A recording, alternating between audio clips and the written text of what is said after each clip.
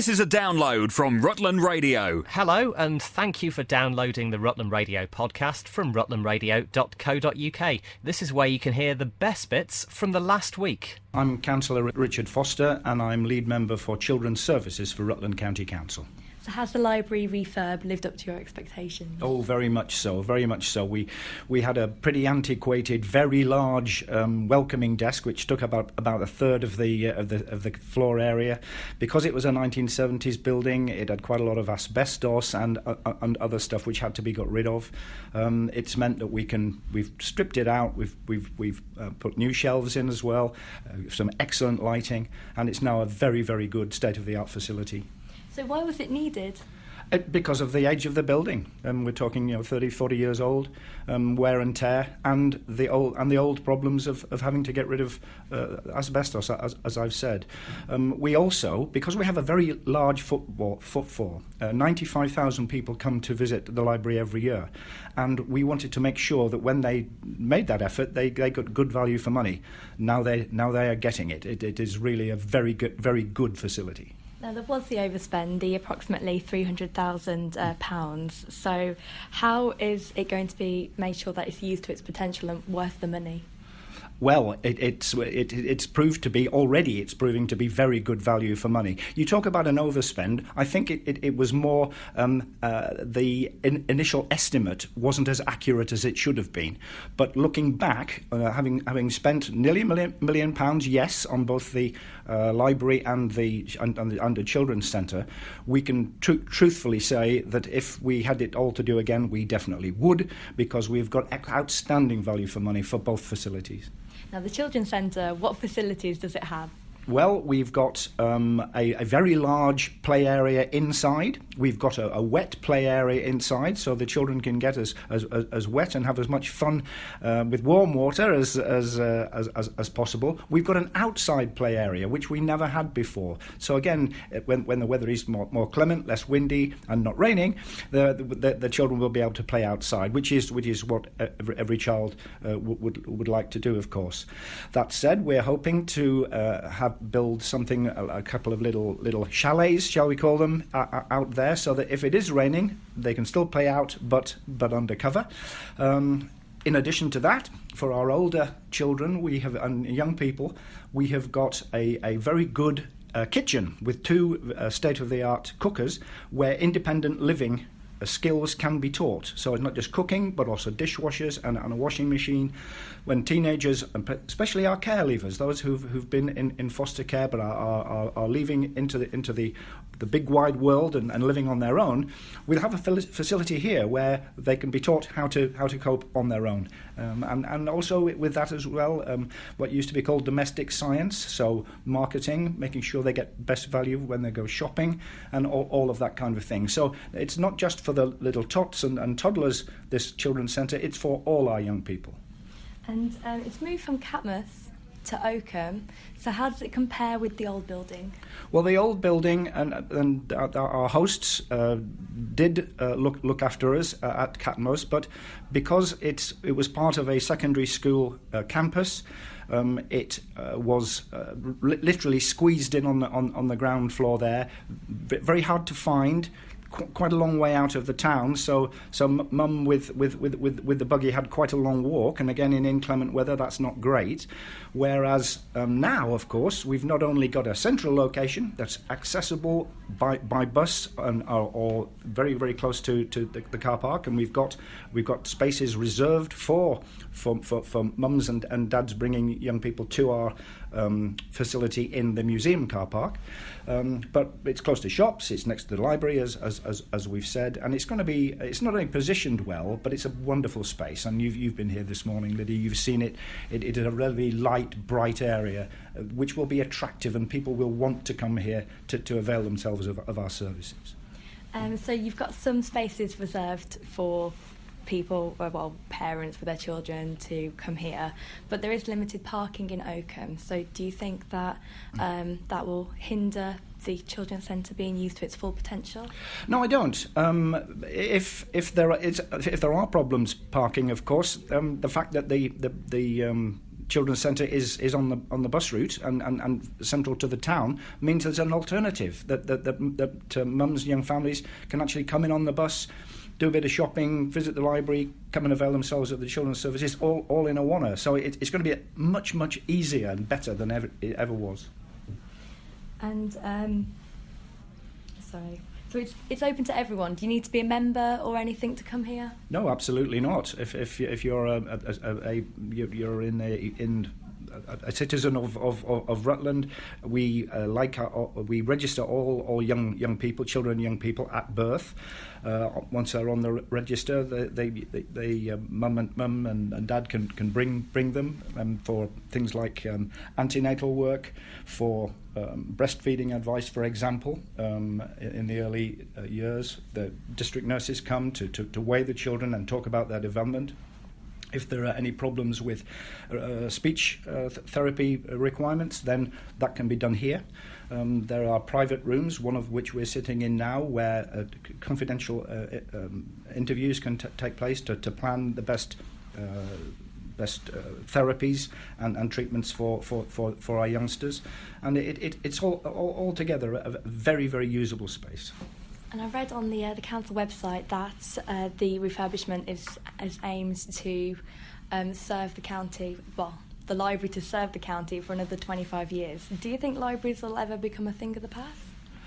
Well, I hope not, because as well as the information that they gather, they're a social gathering place, and I think it's important that people meet their friends and share in educational endeavours, rather than just sit at home in looking at a tablet or a computer or a mobile phone. So yes, the modern technology will make it possible to access information, or even more possible to access information. Having a central library where people can come and meet their friends is a very important facility. So Oakham's really evolving the library, making it more of a community hub. Exactly right. Already we have representatives from the Department for Work and Pensions here. There will be other citizens' advice. Is only just along the street there. There are plenty of other facilities which the library already provides, which we're going to build on. Rutland Radio. My name's Neil Buckby. I am the organiser of Reservoir Dubs. Okay, so Reservoir Dubs, can you explain to me what it is? Yeah, we've got a Volkswagen meet in aid of cancer research to raise as much money as possible for the organisation, just to say a little thank you for what they've done to my wife, looking after her and all the operations she's had due to the cancer. And do you meet up quite a bit, the Reservoir Dubs? Do you do a few meets throughout the year? No, this is the first one we've actually organised. Because my wife works for Anglian Water, they kindly donated the site, and all proceeds go to cancer research. So, i.e. the parking, and obviously the raffle and the camping. So hopefully every single penny will go to the organisation. So when did you create Reservoir Dubs?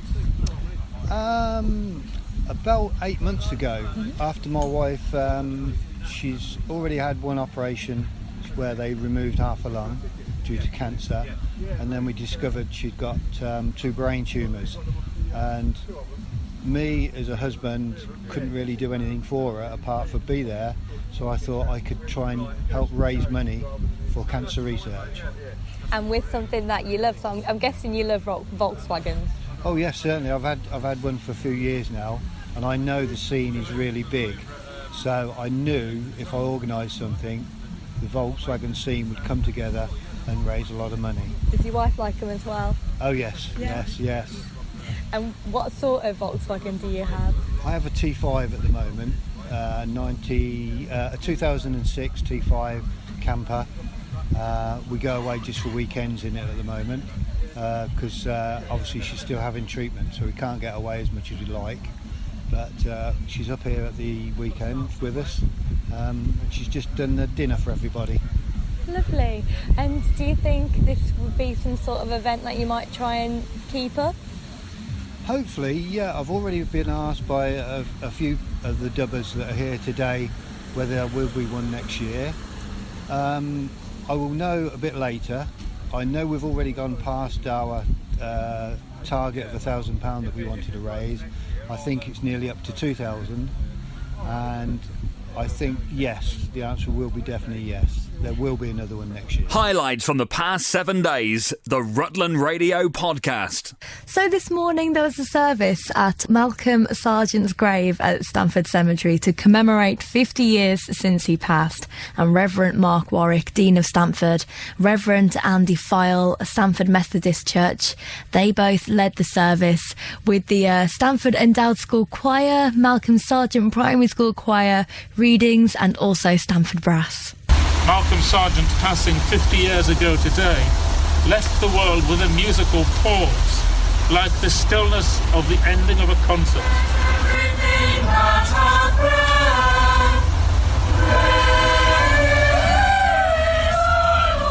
Beyond the world of music, a school and a charity were named after him. The Malcolm Sargent Primary School represented here today, and the Malcolm Sargent Cancer Fund for Children.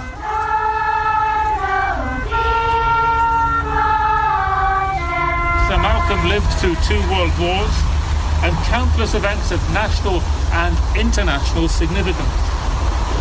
He was made a freeman of Stamford, his hometown, Huddersfield, because of his links with the Choral Society, and Sydney in Australia because of his links with the Opera House.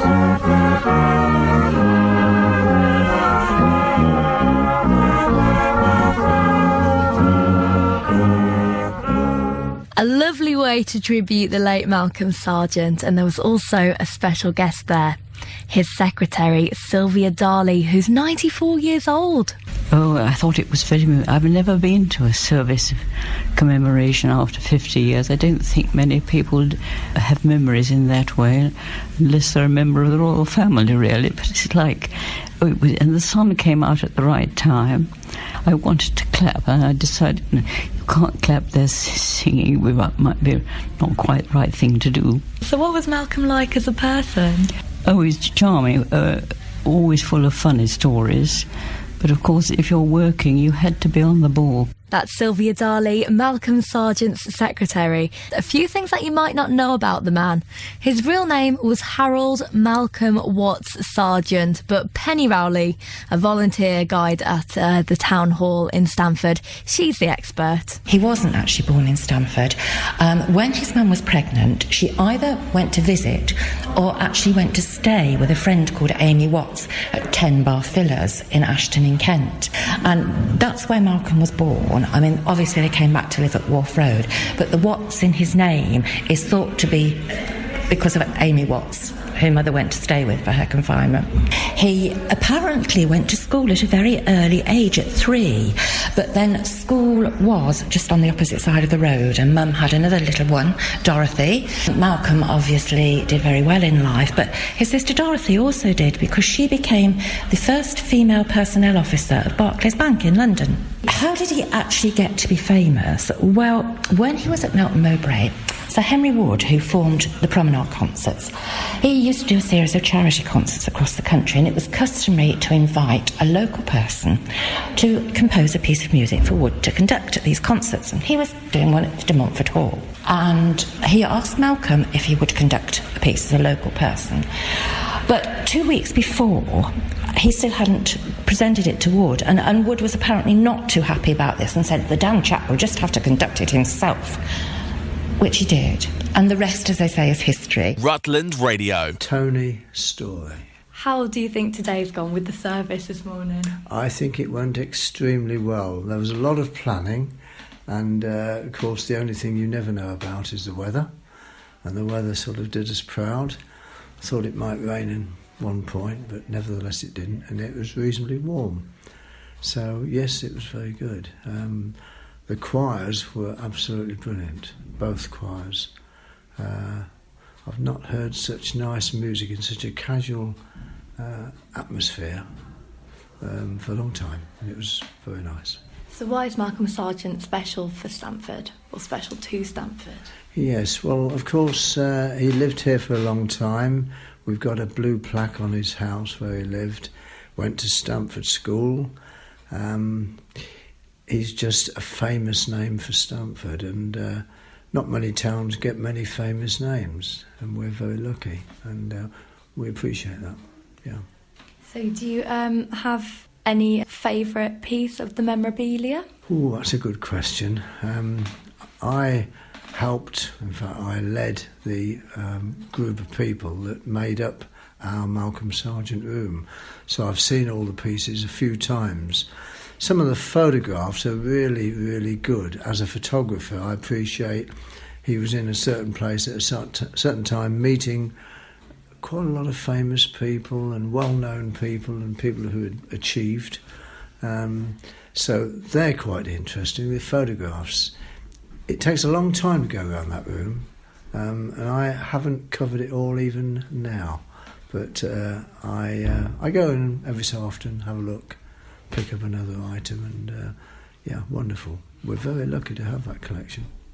And there's a concert happening tonight as well. Yes, there is, yeah.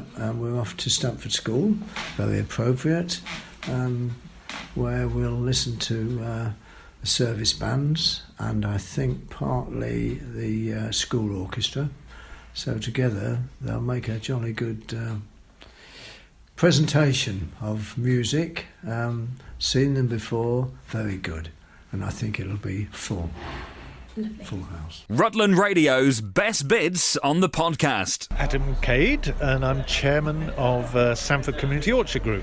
So why is Stamford Apple Day? Well, why is Apple Day important to Stamford? Well, we've been doing it for about 14 years now. This is the 14th year, and it's our way of promoting all that we do and encouraging people to respect and value traditional orchards, and there are still quite a few in Rutland and roundabout, and to look out and again plant some of the heritage varieties of apples and pears that come from Rutland and Stamford. There was a very big nursery in Victorian times and later called Brown's Nursery, which was just near Tinwell, and there were about 44 local varieties of apple, and we started Stamford Community Orchard Group really trying to promote this respect for old traditional orchards and some of the old varieties of apple. And we've moved on from there now, and we have this Apple Day where we're just enabling people to look at pressing. You can probably hear some pressing away in the background, pressing some apples to make apple juice, and from the apple juice we can make cider, and from the cider we can make cider vinegar. So all those products from apples, as well as all the foods and pies and crumbles that you can make from apples, we're celebrating those and just promoting apples. It's just a great occasion to be together. We'll probably have about 1,000 people here today, looking at apples, purchasing apples, pressing apples, and just enjoying company. Yeah. Do you know how many varieties are known that come from Stamford? There are 44 varieties. Now, the great interesting thing is that we discovered one of the lost varieties a couple of years ago, which we're calling the Stamford Pippin. And it was known about 1883, I think. The Stamford Pippin was introduced by Brown's Nursery. And there's one tree that we have found in Ketton, in Aldgate in fact, just a part of Ketton, that we think is the Stamford Pippin. And we've got details about it inside. We haven't got samples yet because we've taken cuttings from the tree, what we call scions, and we've grafted them onto rootstocks. So we are at the moment growing a whole series of new Stamford Pippins, which we discovered. And they were a lost variety of apple. The apples will take probably another 2 or 3 years to grow on the trees, because it's only when they're about 4 or 5 years old that you actually get apples produced on a young tree. And it's on till 4:30 today. And it's on till 4:30, so everybody's welcome. It's free. The weekly Rutland Radio podcast. Now, because we're celebrating heritage this month and next for Stamford's 50 years of being an urban conservation area with all of the gorgeous Stamford stone buildings, you'll also find Collie Weston slate on some of their roofs. So I took a trip down Claude N. Smith's Collie Weston slate mine to find out where it all comes from. So that splashing is all of this water inside the Collie Western slate mine. I'm with Nigel Smith. Got our hard hats on, we've got our high-vis jackets. I've never been down a mine before, but it's a bit different to what I was expecting. It's so much bigger, and obviously the machinery can come down here, but did it used to always be this big? Oh, not at all. The mining sort of started back in the 1600s. Everything was then took out by hand, working in enclosed spaces, working underneath the rock to dig it all out.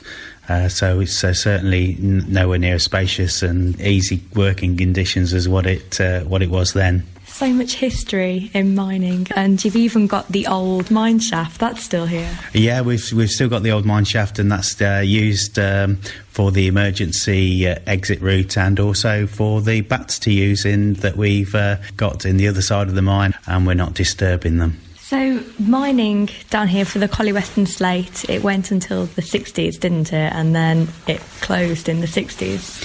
Yeah, I mean, the history of Collie Western slate certainly goes back to Roman times, and then more so then started in the 1600s, where it was took out and put on all local buildings, used as a local material on roofs, from farm buildings right the way up to prestigious buildings. I just love how much history we have in this area, but also in this country. And it was quite chilly down there in the mine. It was damp as well, but really interesting to see it all, especially the old part that's been there since the 1600s. And it's been kept up by a stack of stone. Okay, so there was just these stones stacked on top of each other, which is insane to think how they kept the roof up compared to now, our working conditions now. There was all these proper concrete pillars keeping it up and very safe. And Nigel also mentioned to me that they're hoping to move 200 tonnes of Collie Western slate this year. And I will tell you how it all works after a bit of Robbie Williams and Lynyrd Skynyrd next. Robbie Williams with Something Beautiful. So today I popped along to Collie Western slate mine to go have a look down there, and the slate, it's chipped away at underground by a big machine. It's carried through the massive tunnel on machines, and then it's popped into water tubs. The slate then gets saturated in water tubs, then drained. The water tubs then go into the freezer. The water in the log, what we call log, Collie Western slate, the water in there then freezes and then causes the slate to split, causing cracks in the slate, which then makes it easier then for the clivers to split the slate. It may take 3-4 times in the freezer before it all splits down nicely into nice 10mm slates, and then they go down into the processing to be dressed and parted and then put on the roof. That's Nigel Smith from Claude Smith's Collie Western slate mine. So there you go. Next time you're driving around Stamford or Rutland and you see some old buildings with some Collie Western slate on the roof, it's kind of a greyish colour, then you know how it's been done. Rutland Radio. So for my latest challenge, I was joined by Lolly Tomlin from the Evergreen Care Trust, and we popped over to Whitefriars Care Home in Stamford.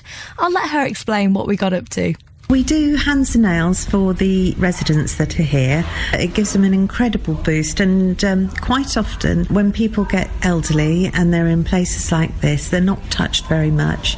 So it gives them that feeling of closeness to somebody, and it makes them feel valued.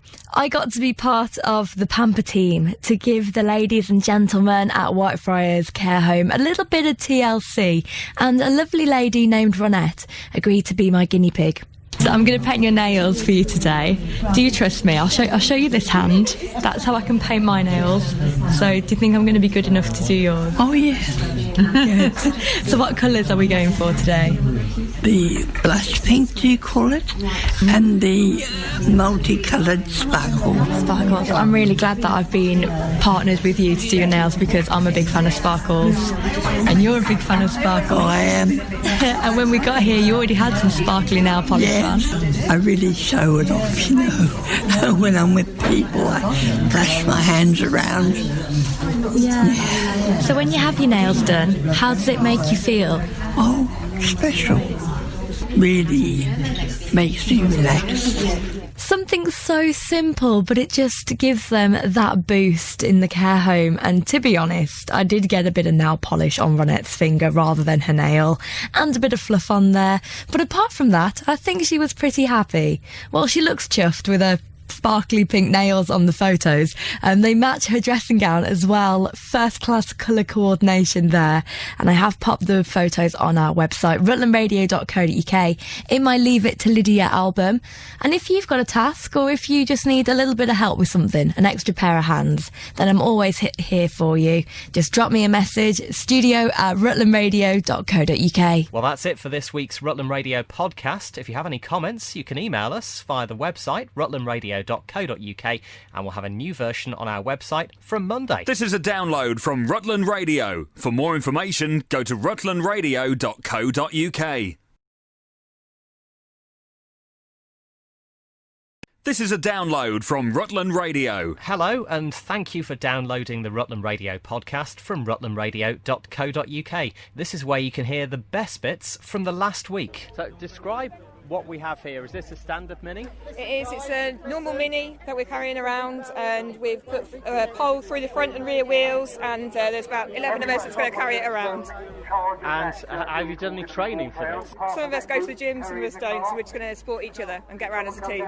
So there's nothing kind of, the engine's still in here and everything? It's a car as you know it. That's quite incredible. How did that idea come about? We've had it for a couple of years, and we thought we'd make use of it by sponsoring it, obviously using it for Anna's Hope Fun Run, and get everyone together and do it. Fabulous. Do you have a time or anything like that? We'll get it done in an hour and a half. Jim Morris, Stamford Striders. And first, Stamford back in the Perkins Great Eastern Run here in the half marathon. A bit warm today, but actually not bad running conditions, I think. Yeah, it was warm to start with, but generally the more you got into the race, the easier it felt. I struggled the last mile or two. I ran the Berlin Marathon 2 weeks ago, so wasn't quite in the legs today, but I'm happy with 1:18. I'd have took that before the race. Tell us Lucy's journey, because it's not been a normal year or two, has it, for her? No, so she was born July last year, so she's a year old, but then at 5 weeks in September she was diagnosed with a brain tumour. We don't actually know what cancer it is, so she's still got her tumour in her head. She's had chemotherapy, made her very poorly. January she was really poorly. We were told she'd probably only got days to live, and then they stopped all treatment. And she's just picked up amazingly and has gone from strength to strength and is crawling everywhere and nearly walking. No one can predict what the outcome was going to be, but no. That's a miracle, isn't it? It is a big miracle. A lot of prayer gone into it. Our church is praying immensely for her, and everyone around the world. And even the hospital staff have said she's a bit of a miracle because they don't quite know what's going on with her. So, do you know whether there's still a tumour inside? Or? Yes, she's still got her tumour inside. But it stopped growing? It's not growing at the minute, which is a miracle. Whether it will start growing, we don't know. We just keep having MRI scans to keep an eye on it. But she's developing well. She's about to take to her feet. Yep, she's pretty much caught up to her age, really. She's crawling everywhere. She walks with a walker and holding one hand. She just needs the confidence to go, and then she'll be off. And she's very curious because she keeps grabbing my microphone. She is, yep, she's very with it. So I'm here with Carol Hughes of the charity Anna's Hope, the Anna's Hope Fun Run and the Perkins Great Eastern Run. Can I get your name as well? Nathan Lloyd. Now, Nathan, your son's got a brain tumour, is that correct? Yes, he has. Yes. How old's he? He's 9 shortly in about 3 weeks' time. Has Anna's Hope helped you so far? Yes, they have, yeah. In what way? Just with support, really. She's been there for us to talk to as well as for the kid as well, for my son as well. It's someone to help us and point us in right directions. And what sort of stage is this treatment at? He's going in for a second operation in just over a week's time, where they hope to remove more of the tumour. And Carol, there are people here today who are affected by brain tumours directly, like we've just heard from Nathan. Absolutely, and there are about 5 or 6 parents here today and their children as well, and it's lovely to see them on the sidelines, the children, and they're all dressed up, and some of the siblings are running in honour of their siblings, which is really lovely. But it's just such an electric day today, and Team Anna's Hope, they've really done Anna's Hope proud. They're all out in force, and it's just an awesome, awesome day. And Anna's mum, Anna's fairy, and one very happy, buzzing fairy. Rutland Radio. So, as I mentioned earlier, we're on the search for Queen Conquer Julie Freeman from Rutland. Whereabouts, Julie, are you from? South Leffingham. Well done on being Queen Conquer. Is this something new for you? Oh yes, my first time. I've never been a queen before. And you do play conkers regularly each autumn, or? I've been going to the World Conker Championship for years, like 20 years. And there's a wide range of ages there. In fact, actually, it got to those in their 80s who were actually there competing with you for first place. Is that true? Yes, the gentleman I played, so he's King Conker, John, who's a Chelsea pensioner, and I believe he's 85. How fantastic. Yeah. So, lovely man. What do you put your success down to? Do you need to soak the conkers in vinegar? Is there any particular way of doing it? You don't provide your own conker. They're all hidden in a bag. You just pull the thong out. So you don't get to see your conker until you're standing on the stand. So I think it's just sheer luck, really. The only slight bit of skill that might be involved is if you get down to... because you have 5 minutes of bashing at each other's conker. And if it doesn't get broken, then you go into hitting 9 times each, and you have to get 9 hits, or whoever gets the most hits wins. How wonderful. How many rounds did you have to go through yesterday, then, to actually get to the final? I did 5 rounds, because there aren't as many ladies, so we get through a bit quicker, and I think John had to do 7. And the World Conker Championships, is it as mad as it sounds? Oh, it is. It's just such a wonderful day. Obviously, I'm addicted because I've been going for years and years, but especially when the sun shines like yesterday, you can't beat it for a day out. And it's always the second Sunday in October, same day as the Great Eastern Run, is the World Conker Championships. I know that from previous experience. Yes, that's right. Well, Julie, well done on being the winner. How wonderful, to take the trophy back to Rutland. Do you actually get a trophy of any kind? There is a trophy that you get to hold on the day, but you have to leave that with them, and you get a tankard to take home with you. Highlights from the past 7 days, the Rutland Radio Podcast. Firstly, could you explain how this all came about? Was it actually due to incidents that have happened and crimes that have been reported? I think fraud is an issue all over the country, but Leicestershire have particularly been grateful to get some funding through from Experian for a 6-month project to deliver information on fraud to people over 55. So we've been targeted particularly, I think, because we are a hotspot in certain areas. And this is all from bank fraud to chimney fires to burglaries to securing your house, all sorts of things. Yeah, the information we're particularly delivering at the roadshows is about fraud. It's about internet fraud, doorstep scams, things like that. But we're very lucky to have partnerships with the police and the fire service because they obviously have their own messages that they want to deliver to the same target audience, if you like. So we've turned it into a community safety roadshow. Now, it's at Ryle Village Hall this afternoon from 2, and then I know you've got other events at Cottesmore, Oakham and Uppingham coming up. You're inviting people any time between 2 and 4 to drop by and have a word with those at the various stands? Yes, very definitely. There's lots of information, there's lots of demonstrations, and it's a chance to really come and speak to the people that provide the services in those particular areas if there's any questions or concerns as we move into the winter months. And as you say, yes, night's drawing in, and actually there are certain incidents that do increase at that time of year. I suppose fraud is one of those things that's year-round. Yes, it is really, but I think our project particularly, we've got to deliver the information before the end of December, which is why we're trying to get to as many people as we can in Rutland before that closure date. Do you have any advice for anyone listening to the radio this morning on what they should and shouldn't do when it comes to actually guarding themselves against fraud? Yeah, I think the message that we're getting over through the presentations is if you haven't asked for people to contact you about certain things, then you should really question what they're really wanting from you. I think that's the main message to sort of think about to start with. And I suppose, like so many things, not feel intimidated and feel that because someone has asked you, you actually have to tell them. Yeah, absolutely. And the other thing we're trying to say to people is to try and find someone that you can ring, somebody you can call to say, can I just run this past you? Does it sound sensible to you? And really not just go for it straight away as soon as people ask you for stuff. Sue Renton, thanks for joining us on Rutland Radio. That's this afternoon, the first of these Rutland Community Safety Roadshows. It's at Ryle Village Hall between 2 and 4. Rutland Radio. It's Rutland Radio at breakfast time. I'm Rob Pisani. With me this morning, Sarah Ooten, MBE, the Oakham adventurer who went to Stamford School, who has so many local connections, who is hoping that there's a few more people who have some spare money to help make a film about her amazing 4.5-year London to London adventure. Sarah, thanks very much for joining us. You've had a lot of support so far, but you want to raise £40,000? Yeah, morning, Rob. That's right. I've got a brilliant co-director in Jen Randall who's made lots of award-winning adventure films, especially in the last few years. She's really made a name for herself. And we've launched a Kickstarter sort of crowdfunding project to raise the money to make the film. So essentially people are pledging up front their money to sort of be able to see the film in a year's time. We've been live for 1 week now and we're 35% funded. We do need to hit 40k by the end of this month. Otherwise we get nothing. People's cards don't get charged. But I'm confident we're going to make it happen. The journey had such a lot of support throughout its life and sort of hereafter. So yeah, we're asking people to take a look at the project and the film, little trailer that we've made, to watch it. Hopefully they'll enjoy it and share it. That's a really important part too. And if they feel able to back it and sort of pledge their money to be able to watch the film in a year's time.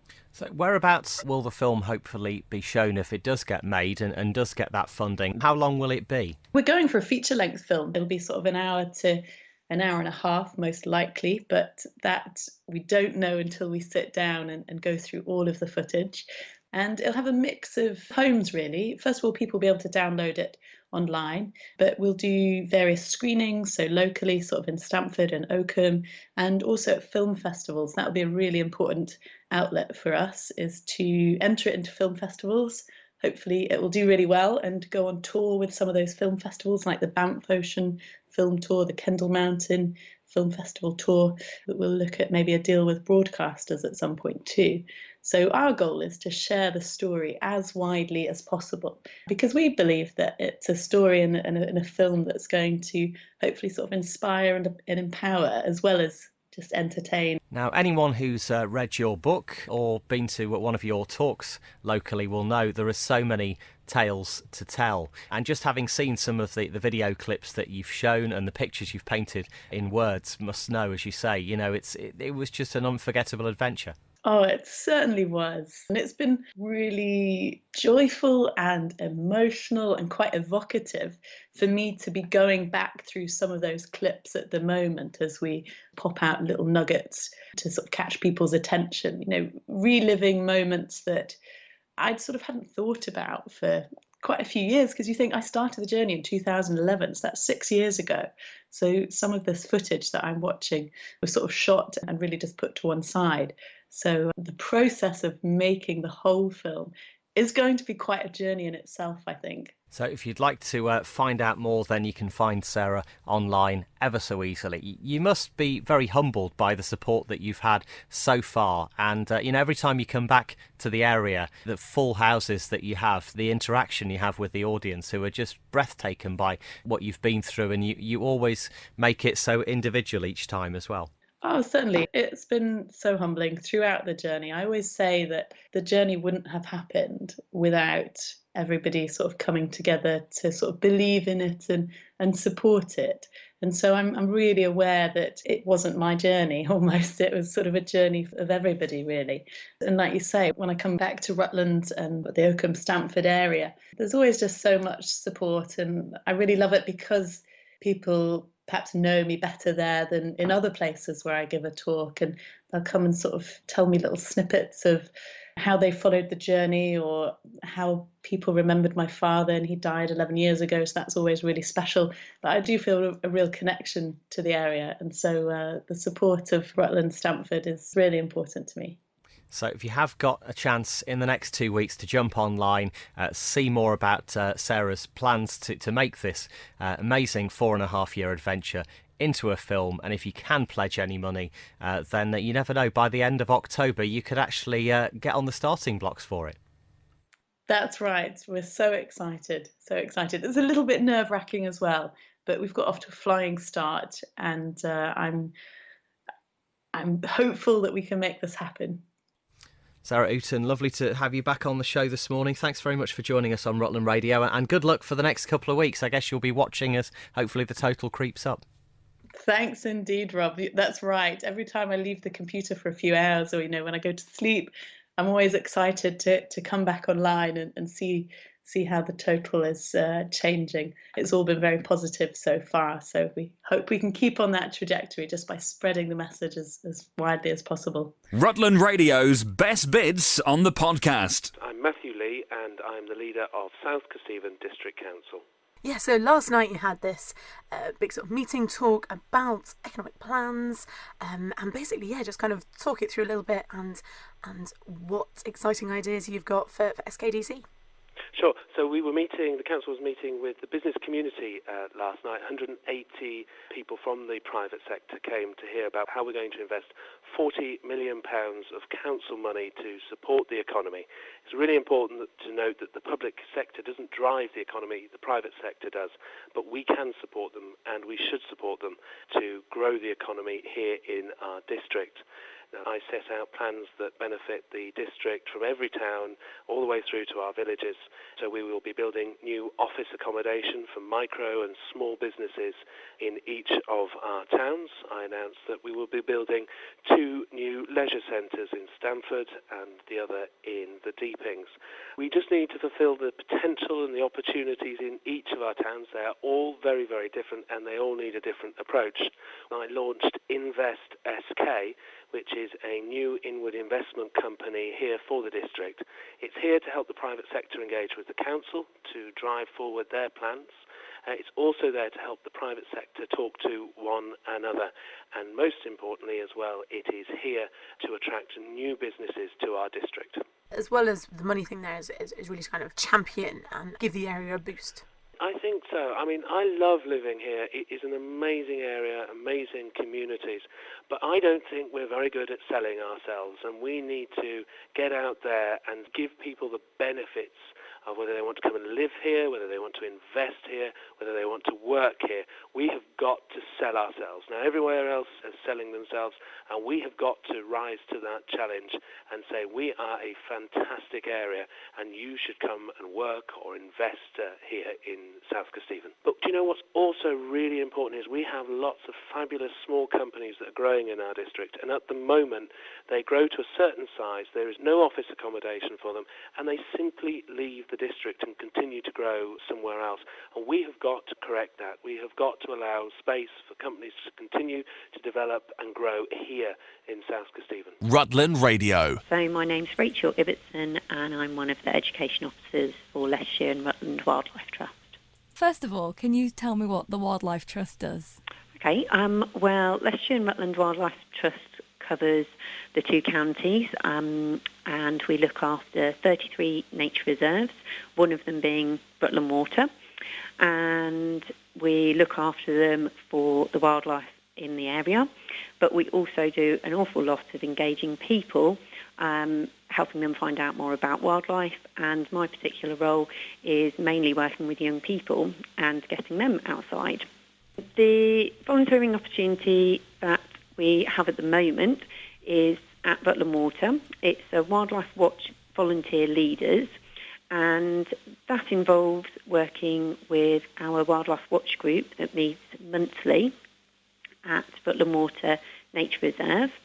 And it's basically involving doing some planning of the meetings, creating some resources and leading the activities on the day.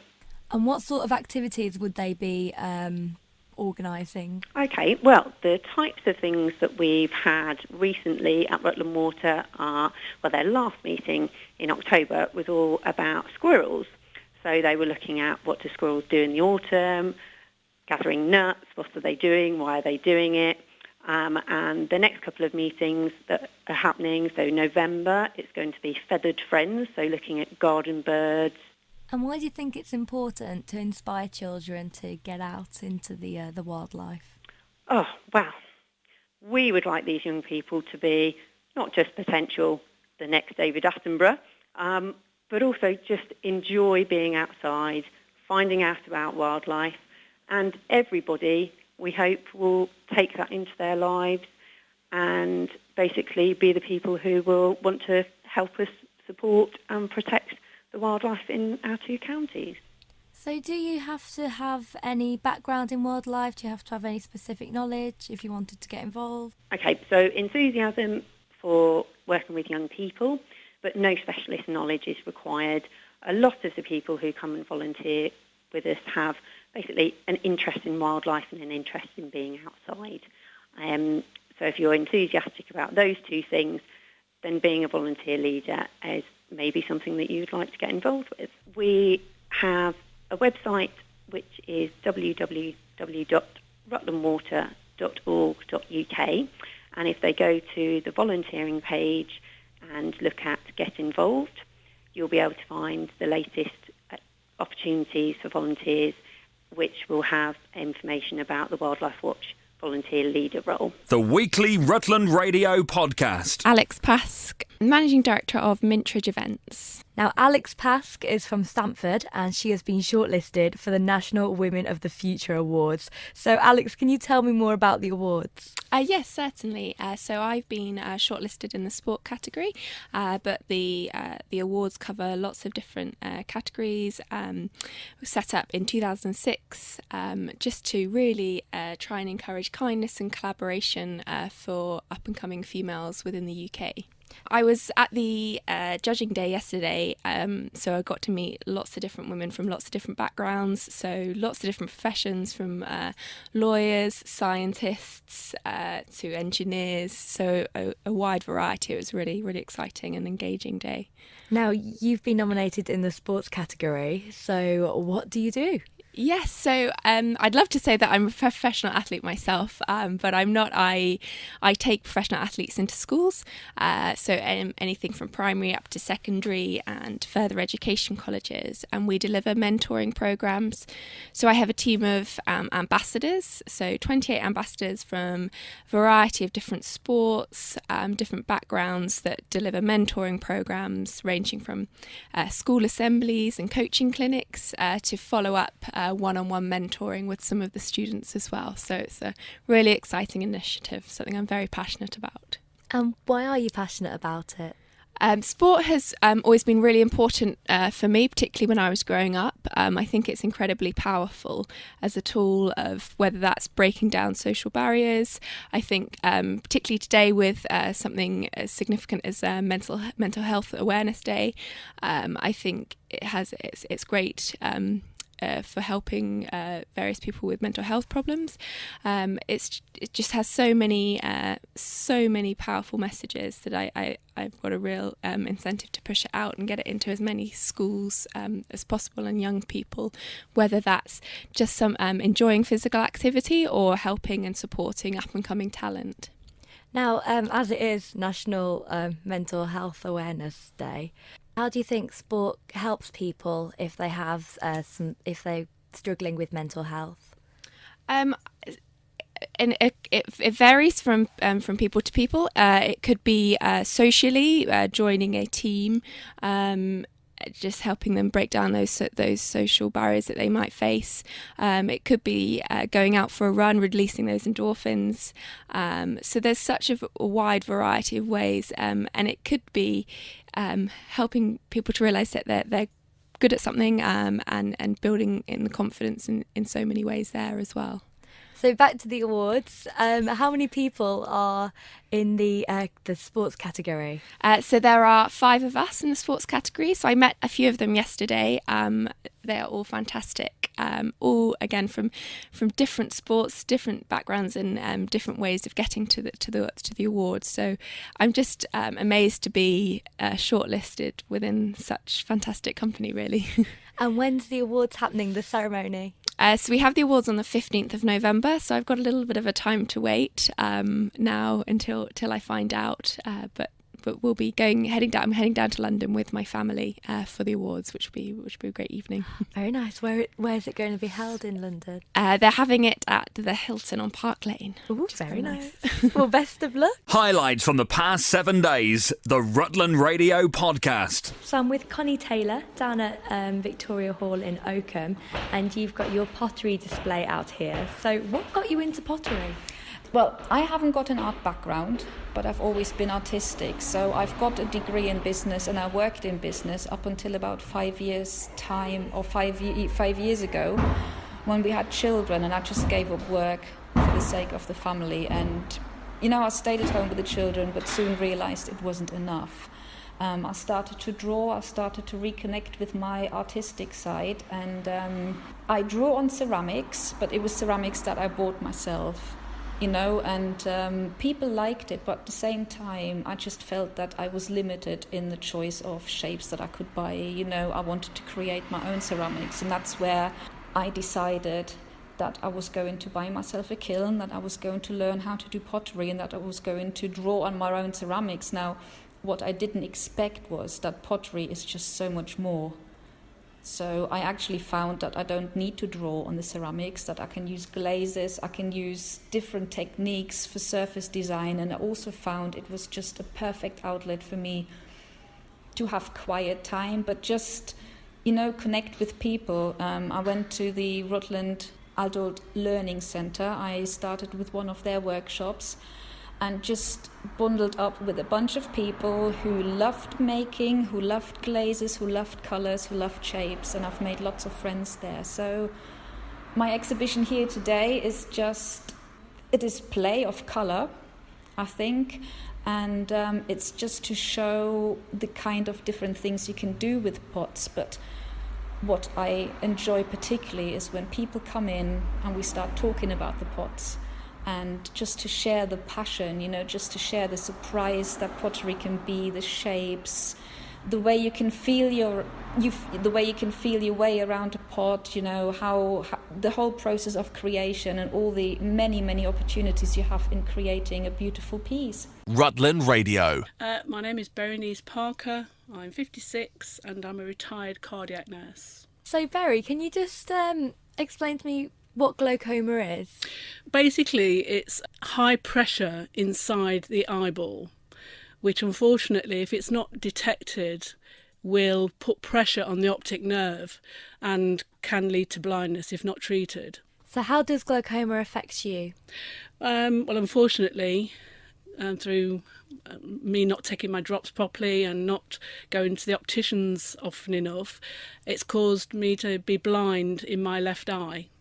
It's black blind, so I can't see light, movement, so it's had a huge effect.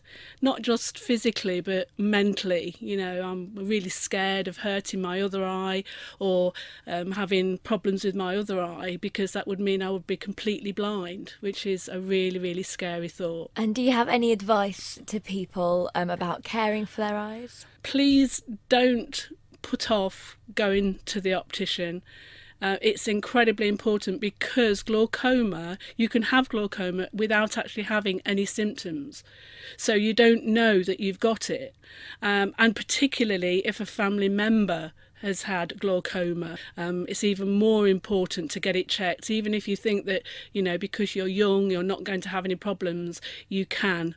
It's the largest cause of blindness in the world. Irreversible blindness, sorry. So you can actually do something about it. Please don't be like me and, be lax with optician appointments or lax with your medication. It's incredibly important, and I'm a living example of that.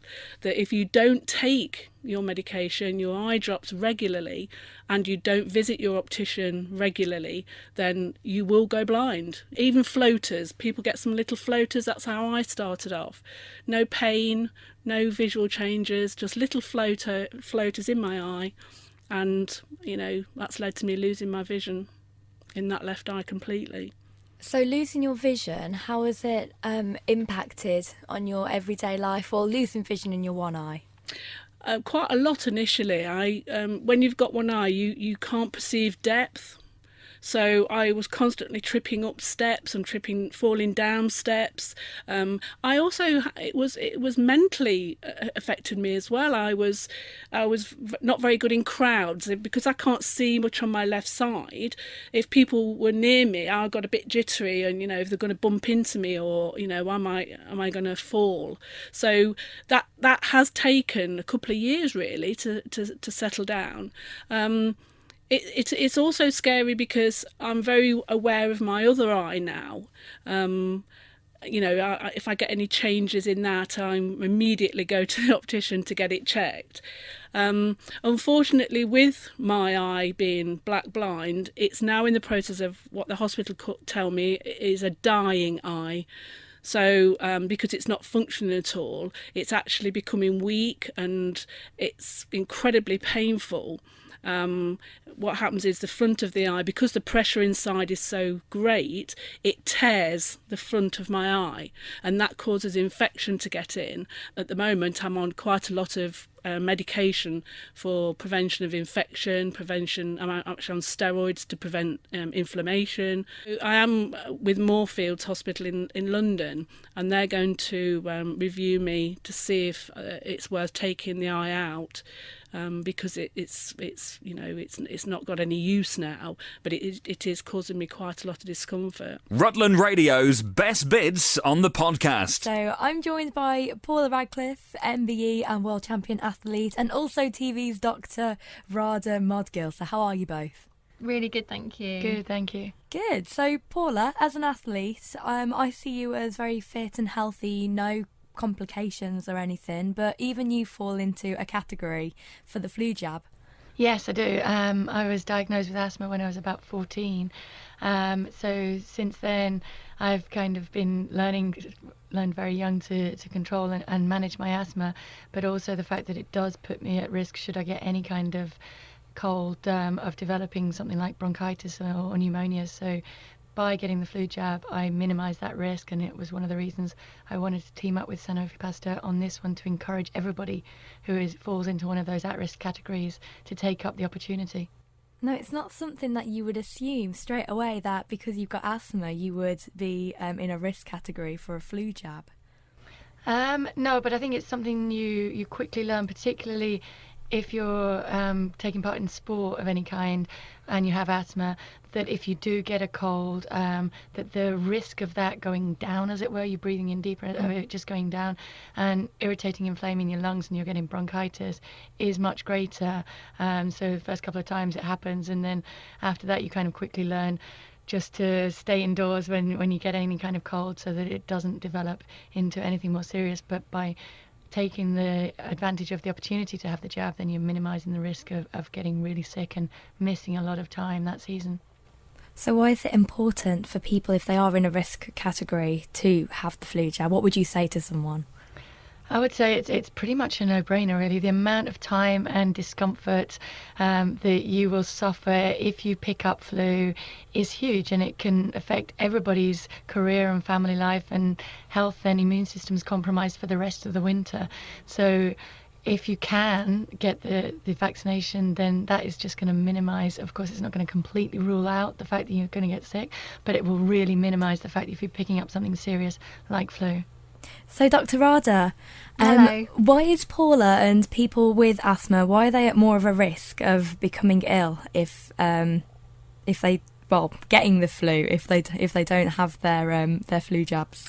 Yeah, so it's really, as you say, people with long-term health conditions, like you've mentioned, heart disease, COPD, immune conditions. And it's because any kind of long-term health condition can potentially, if you then get an infection, your immune system is perhaps not as great or not as strong, perhaps it's actually fighting that off yourself. We're also talking about, frontline healthcare workers who are coming into contact with patients in terms of getting them vaccinated as well to help protect themselves, but also the patients they're coming in contact with. In the media at the moment, it's all about the Australian flu coming over. Do you think that's kind of sparked the talk about flu in Britain more? Yeah, I think, as you say, I mean, this year NHS England has warned that we could have a significant increase in flu cases because of, like you say, the heavy sort of flu season that they've seen in New Zealand and Australia. So I think it definitely has sparked the conversation and helped people kind of talk about it a little bit more. And I think the other side to that is not just talking about it, but actually making sure we're getting the right information out there, the facts rather than the kind of myths which sometimes fly around. So it's part and parcel of both of those are the process in helping people get vaccinated. And I think one of the biggest myths is that the flu vaccine will actually give you flu, which is absolutely not the case. So I would urge everybody to just have a read about the facts on the NHS website about those myths that are sometimes out there. And it is free for some people at the moment, isn't it?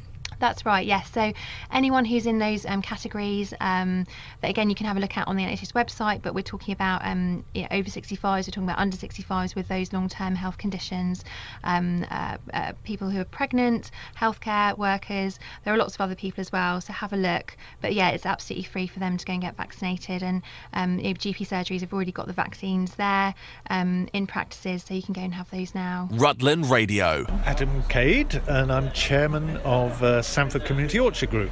Why is Apple Day important to Stamford? Well, we've been doing it for about 14 years now. This is the 14th year, and it's our way of promoting all that we do and encouraging people to respect and value traditional orchards, and there are still quite a few in Rutland and roundabout, and to look out and again plant some of the heritage varieties of apples and pears that come from Rutland and Stamford.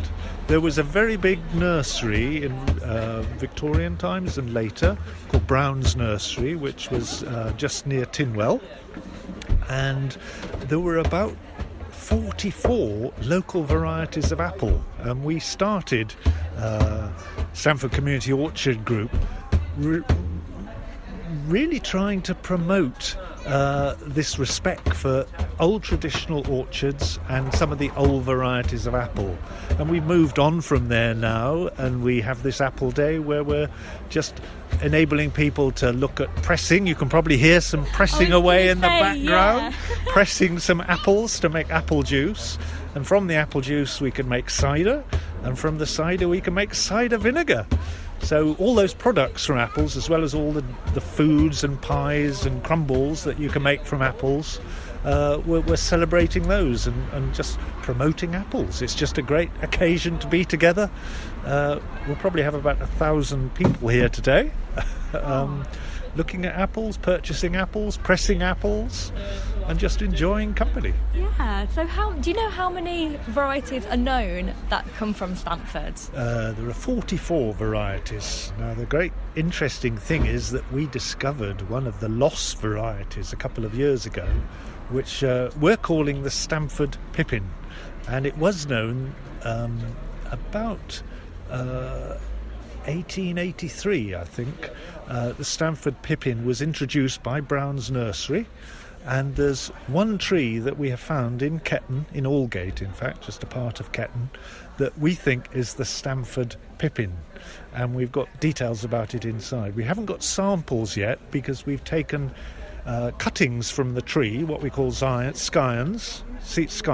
S-C-I-O-N, and we've grafted them onto rootstocks. So we are at the moment growing a whole series of new Stamford Pippins, which we discovered. And they were a lost variety of apple. So we're quite proud of the fact we've rediscovered the Stamford Pippin. The weekly Rutland Radio podcast. Hi Rob, I'm with Anne Ellis from Stamford in Bloom at the moment, and we're in Stamford. We're going to do the big clean. So Anne, what are we doing today? Well, this is following the big clean, really. With Stamford in Bloom, we're going to do a bit more planting as well as clearing up. So today we're starting on the bus station, which is the first time we've attacked the bus station, which was well planted and beautifully planted a few years ago and has just been a bit neglected. So we're going to clear some of it up, tidy it up, and plant some actually rather nice orange wallflowers. Not that you know they're orange until the spring, but everything's very green at the moment, but we're planting for the future, really. Adding a bit of colour. A bit of colour, but dominantly green. I quite like it if people just put greenery outside the houses because it suits the colour of the Stamford houses as much as anything. You know, but any colour is a benefit to everybody. It makes everybody feel better.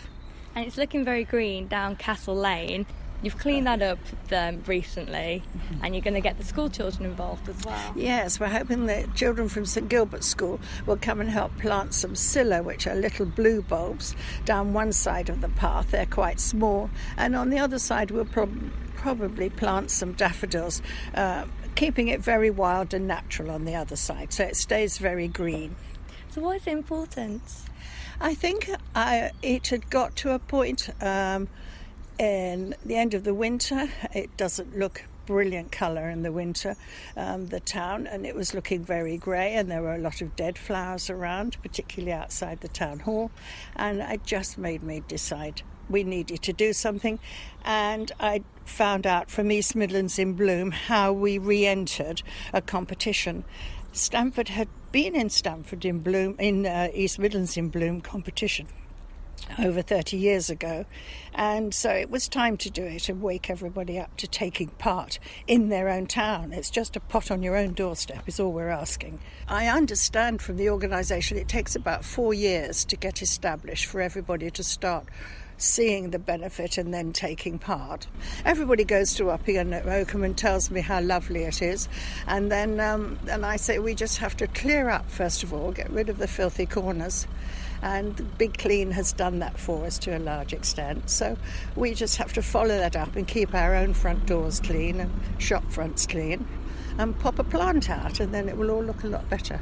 There's not going to be any giant displays of anything, although we are planting 33 metres of lavenders down the front in Bath Row, which seems to be pleasing everybody, but we won't put them in until the spring. So if people want to get involved, then how can they? At the moment I've got a Gmail address, which is stanford18bloom@gmail.com. Rutland Radio. So for my latest Leave It to Lydia challenge, I had to go at Morris dancing, something that I've always thought is very fun, yet a bit crazy. I loved watching Morris dancers at Summer Fates when I was little and at other events. So I gate crashed the Rutland Morris men's practice session at Ashwell Village Hall, and Nick Kimberley, the squire, gave me a few tips.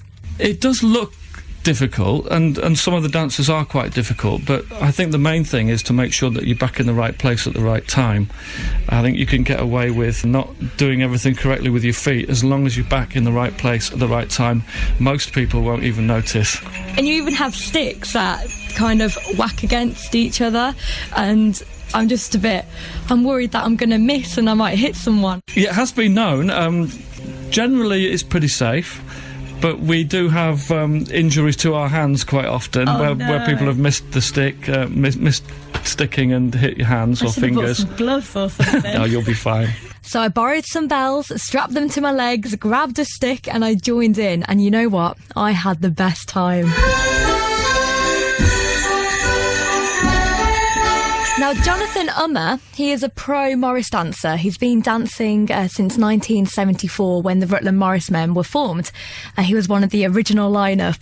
But Morris dancing has been going for years. Normally we do Cotswold Morris, which is standard Morris that most people know, with white trousers, white shirts, straw hats, white handkerchiefs, and that's more elegant, delicate, more complicated, called Cotswold Morris dancing. And in winter we do Welsh border style dancing, which involves flat caps, black faces, black trousers and rag coats. To look at, it looks crazy in its own way, because you have your hats with flowers or whatever on, or you paint your faces. So where does that come from? The blackface dancing from the Welsh borders is actually a disguise. Poor farmers used to Morris dance in the winter, and they would go out and collect money. Now, begging was illegal, so to disguise themselves, they would black their faces so they could go out and dance and effectively do legalised begging, but not be recognised in case they were pulled up for it anyway. Right, so there's a lot of history behind Morris dancing. Oh yes, it goes back to, there's a reference in 1440-odd, which when ye Morris dancers were fined for being drunk in Ye Street, and it was an ancient dance then. But it's changed over the years. In Shakespeare's time, Morris dancing was usually done by two men or one single man. By the 18th century, it was done in sets of 6, as we see mostly today. And in fact, the crossover ribbons we wear, which are called baldricks, I think they're reminiscent of 18th century military kit. So next time you spot the Morris dancers out and about, you'll know all about it. You'll probably next see them at the Christmas markets, so Stamford on the 26th of November and Uppingham and Oakham in December. So if you have any tasks or if you need a helping hand with absolutely anything, then let me know. studio@rutlandradio.co.uk and just leave it to Lydia. Rutland Radio's best bits on the podcast. And the money's climbing up and up. This morning it's worth £180 £180. All you have to do is guess who this is. And on the line, we have Paula from Easton-on-the-Hill, who's relaxing after a few hectic days at the moment. Isn't that right, Paula? Yes, that's right. So, Paula, are you confident you know who it is? Not really. Well, it's worth a go, isn't it? £180, it could be yours. Come on, then, get your fingers crossed, Paula. Okay. Here we go. Paula from Easton-on-the-Hill. Who is that mystery voice? Colin Jackson. You think it's Colin Jackson. Tell me who Colin Jackson is. He's an athlete. But you know what? You said to yourself, you feel like you've been inspired. And don't tell me the last bit when you were really hurting a little bit, you didn't think to yourself, well, I know what Mo Farah feels like. Paula? Yeah? This morning, you're £180 richer. Well done, you got it spot on. Thank you very much. You won the mystery voice. Brilliant. Well, that's it for this week's Rutland Radio podcast. If you have any comments, you can email us via the website, rutlandradio.co.uk, and we'll have a new version on our website from Monday. This is a download from Rutland Radio. For more information, go to rutlandradio.co.uk.